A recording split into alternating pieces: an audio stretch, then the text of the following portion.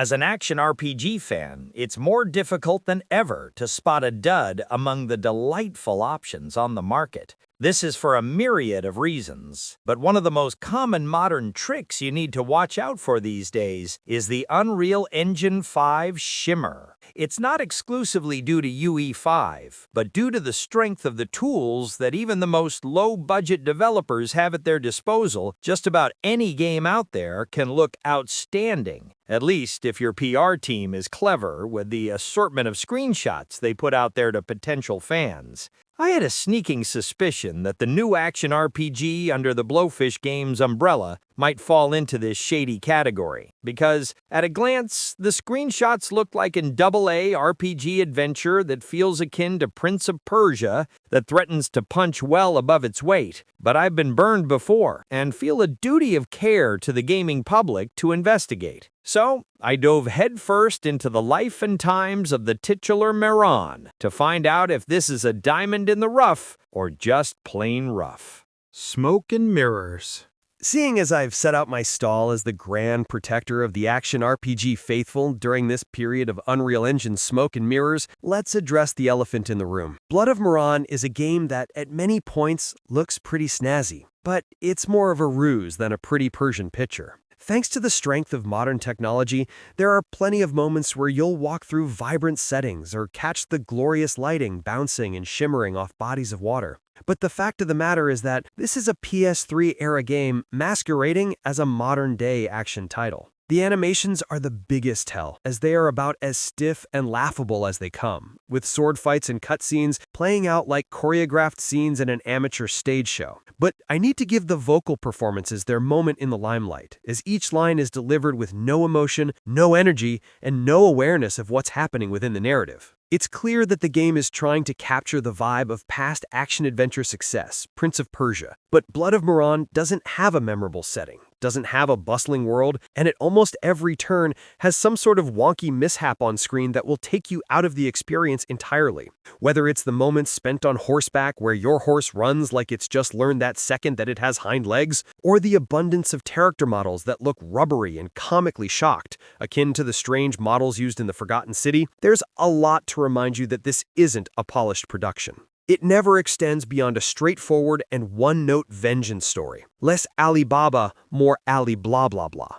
I can't help but feel that this game would have been a stronger, less jarring experience if it had shot for a more reserved, unique art style rather than shooting for realism. As realism was clearly a step too far for this indie developer, it feels like this game is often drowning in its own ambition in terms of its presentation and its inspirations. But here's the thing, the art style is probably the strongest aspect of this game, so buckle in. Wafer-thin stories and amateur heroics. I can only apologize for how wafer-thin my take on Blood of Mehran's story is, but in my defense, it's a reflection of the narrative on offer. It'll sound like answers on a postcard, but I assure you, this is the whole plot. You play as a reluctant warrior, Mehran, seeking to avenge the death of his family and track down their assassins one by one. Some minor plot points add some color to this, but really, it never extends beyond a straightforward and one-note vengeance story. Less Alibaba, more Ali blah blah blah. But what's perhaps most impressive about this cookie-cutter approach to storytelling is just how many labored action RPG clichés are crammed into the game's run.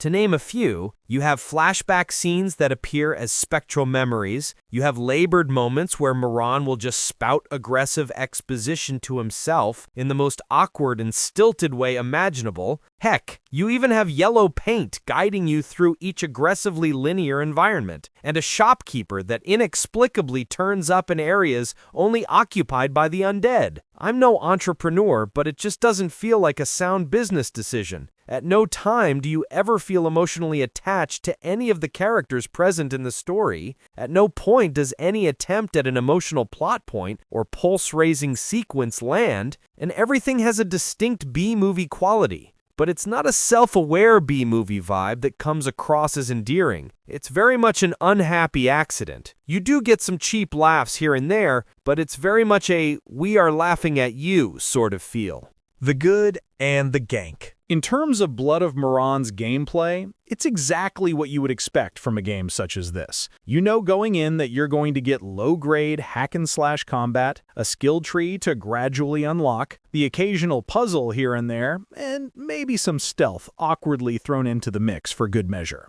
Blood of Mehran delivers on all fronts, with core gameplay that feels derivative of everything within the genre that has come before, but with none of the polish to make these composite parts come together to offer a unique or satisfying experience. To boil it down, gameplay consists of working your way through a very linear set of environments where you will fight cookie-cutter enemy types with the option to go for all-out hack-and-slash assault or go for a more stealthy approach. Surprisingly, the stealth is more engaging than you might think, but I feel that my opinion on that might be colored slightly by the fact that it feels borderline non-negotiable, as combat is so cumbersome, unresponsive, and unbalanced. Unless you are playing on the lowest difficulty, you'll find that enemies will overwhelm you by ganking you in very tight spaces. Dodges won't allow you to escape them when they surround you, and you'll be chopped down in seconds. Not to mention that blocks and parries are very temperamental, and checkpoints are very unforgiving. It's passable combat at best, which feels mindless, and the weapon variety offers some gimmicks to keep each new act from feeling completely identical. But this would have been okay had the game offered more variety. Sadly, though, combat is more or less all you do throughout this adventure. There's no platforming, barely any puzzles, exploration is deeply unrewarding, and moments spent between fights feel like long, pointless corridors that just seek to bulk out the experience. Even the boss fights are just extensions of this, with bigger, spongier enemies to take on, usually across 3 phases that play out identically. I will admit that the stealth-based boss fight and eventual tussle with the witch in the graveyard section was a rare example of the game swinging for the fences and managing to get onto first base, but one moment alone does not save this rather drab adventure. Gaming comfort food. I know at this point I haven't really been all that positive about Blood of Mehran, and honestly, it's because the game hasn't given me any sort of avenue to do so. The gameplay is dull and derivative, the presentation is sloppy, and there's no substance. Yet, despite all this, and the fact that, objectively, it's a pretty poor game, I do have to say it's very playable. Blood of Mehran is so simplistic, linear, and derivative of past successes that it ends up being a rather accessible, cozy, and comfortable game to mindlessly work through. It's a fodder game, plain and simple. A palate cleanser, the gaming equivalent of comfort food. It's bad, and you feel bad consuming it, yet in the moment, you're more than happy to hack and slash your way through it in a non-committal way. It's a game that comes less than a week after the release of a genuinely outstanding action-adventure in the form of Ghost of Yodi, and by comparison, they are chalk and cheese. Yet I still feel that there is room in your life for both. Temper your expectations, expect something that would have been bang average in the PS2 era, and you just might get something out of it.